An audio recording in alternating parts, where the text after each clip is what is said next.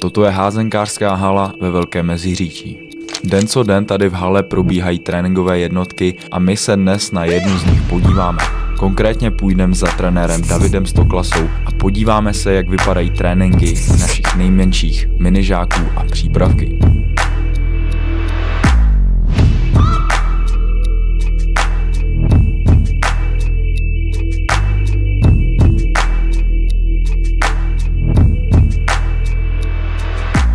Takže ahoj, já se jmenuji David Stoklasa, jsem teďka trenér tady miniházené a přípravky ve Velkém Meziříčí. K trénování jsem se dostal tak, že jednak byla nouze o trenéry v té době, měl jsem nějaké zranění, takže s nějak vedením usoudili, že by bylo vhodné se začít věnovat naší mládeži tady, která v té době byla docela v menších počtech a bylo těch hráčů málo.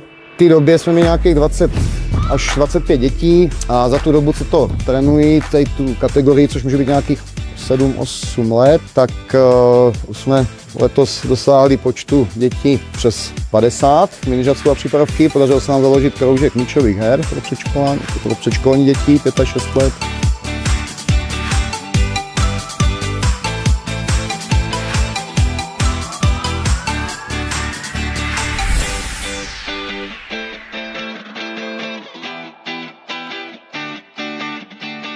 Já jsem Ronny navrátil, hru házenou, protože teď mám kamarády. Baví mě to, protože je to dobrý sport. Ty tréninky mě baví, protože se jí novýho po každý něco naučíme.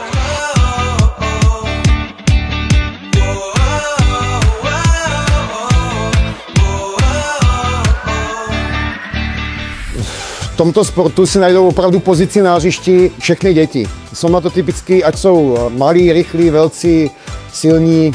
Házená přináší to, že na jednotlivých postech se dokážou prosadit takový somatotypy hráčů, kteří v jiných sportech, jak se říká, aby si ani neškrtli. Děti můžou začít k našemu oddílu chodit už v 4 až 5 letech do kroužku míčových her, kde teda házenou ještě neučíme. Je to vyloženě zábavnou formou hry s míčem i bez něj.